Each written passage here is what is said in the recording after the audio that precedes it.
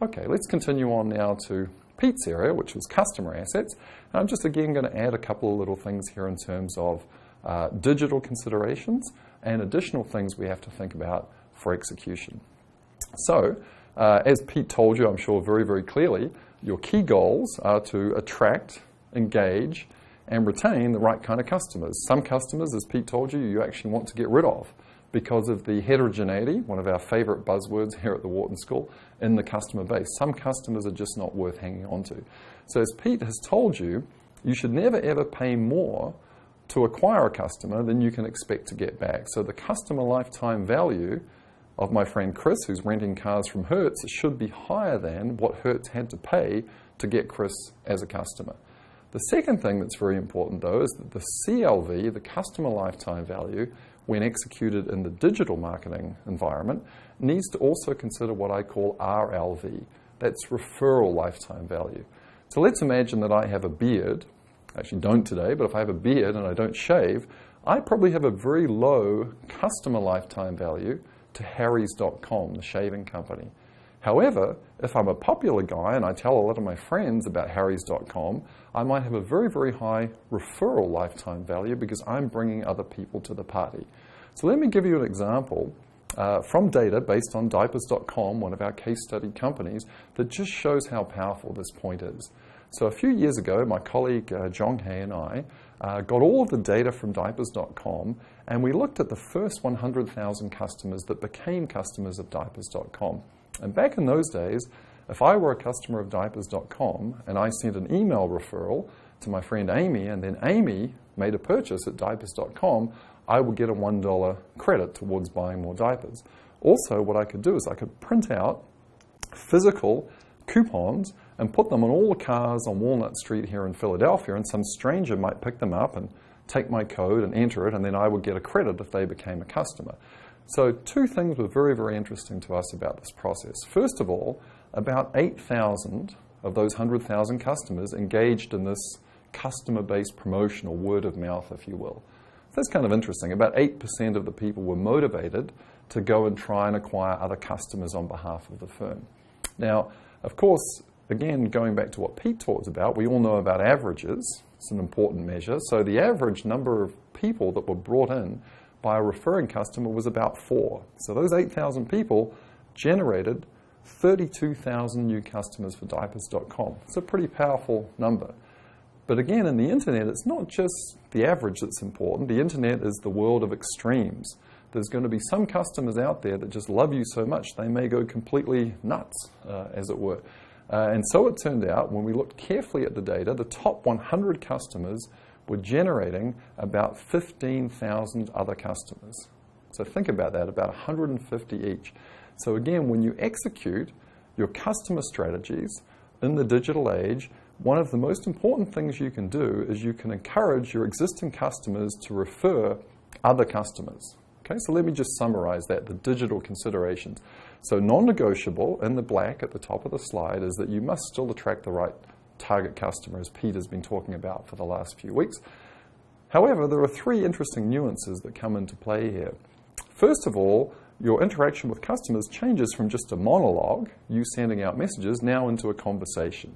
So let me give you a personal example. Recently, I've been flying from Philadelphia to San Francisco to our West Coast campus, and where possible, I try and fly on Virgin America. It's a great airline. I think they really know what they're doing in terms of marketing. And when I get on the airline, sometimes I send a tweet. I'm happy to be on VX 141, looking forward to the sushi and beer. And sure enough, within a few moments later, Virgin will tweet back to me and engage me in a conversation. In fact, on a recent flight, I received a direct message from somebody at Virgin telling me if I took a screenshot of my status on United Airlines that Virgin would match it. So think about the power of that medium to change from a monologue to a conversation. So that's going to be an important theme. How can we use technology to engage in real conversations with our customers? The second thing that we can do with customers is we can amplify activities that go on in the real world out into the virtual world. So an example that I'll get more into a little bit later on is way back in September 2011, warbyparker.com, another company that I'll talk about a little bit, staged an event in the New York Public Library where their friends went in there and took over a whole floor wearing Warby Parker glasses. This was, of course, picked up by the traditional press, and then there was an amplification from that real-world event pushed out through the virtual world. And then finally, the third point is we need to be aware of this possibility of what I'll call the long tail leverage. The long tail is the idea, the conceptual idea, that there are some people who are just sort of extreme, like those customers for diapers.com that referred 150 customers each when the average was only 4. So how do we use technology to tap into who those people are? Okay, one final thing I'd like to mention here, guys, a little bit of a technical term, but it's a very, very interesting distinction that's important for thinking about how to execute with customers through things like loyalty programs and referral programs and so on. So I want to distinguish two effects. The first is what I'll call a selection effect, and the second is what I'll call a treatment effect.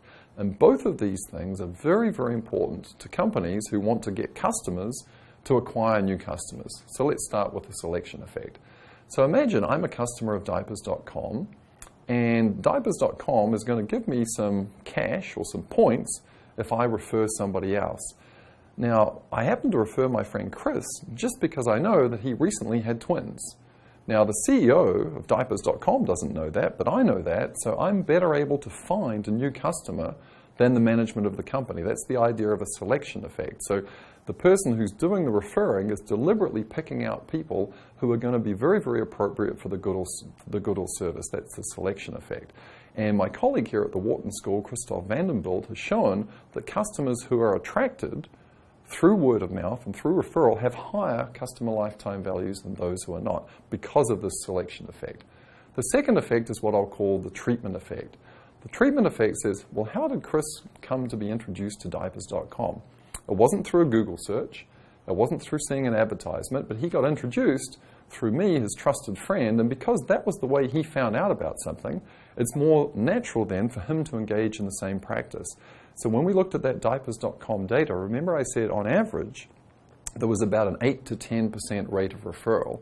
Well, if a customer was acquired because of referral, the chance that they then referred went up to about 15 to 18%. So that's the difference between a treatment effect and a selection effect, but both of those things are very, very important. Okay, I'm just going to wrap up now with the third asset. Remember, we're talking about 3 assets that we have as marketers to execute on. Number 1 is the brand, we've just gone through. Number 2 is the customer. And then the third one that I mentioned at the beginning of this module is that marketing expenditure itself also should be thought of as an asset. And again, the naive way of thinking about marketing is we have top-line sales minus what we spend on marketing or advertising is equal to our profit. Now, if we make that marketing spend equal to 0, it's not the case that our profit will go up by the same amount. Why is that? Because the marketing, of course, is contributing to the sales and to the top-line growth. That's something that we'll be exploring in more detail as we go ahead. The final piece of food for thought for today is the following. I'd just like to encourage you, as you've been doing already on your own, is to go out and look at some examples that reinforce the points that we were making. So the first thing I'd like you to do, just over the next few days, is to try and think about some experience that you have buying coffee, paying for something, booking a hotel, communicating with your friends, keeping track of your appointments, whatever it is that's just not as good as it could be, okay? And try and think about how the status quo situation could be solved or fixed in the same way that Howard Schultz figured out that the coffee situation in America was suboptimal and he fixed it by introducing Starbucks. The second thing I'd like you to do is go to the website warbyparker.com, they're listed on the slides, and try and think about what you've learned from Barbara and also our additional discussion today about how in the digital age a brand needs to be authentic, transparent, and humanized, and try and see what elements of the execution in that website touch on those 3 points. Great. Hopefully you'll have a good time doing that. We'll come back to those examples as we go through, and that's the end of this particular piece.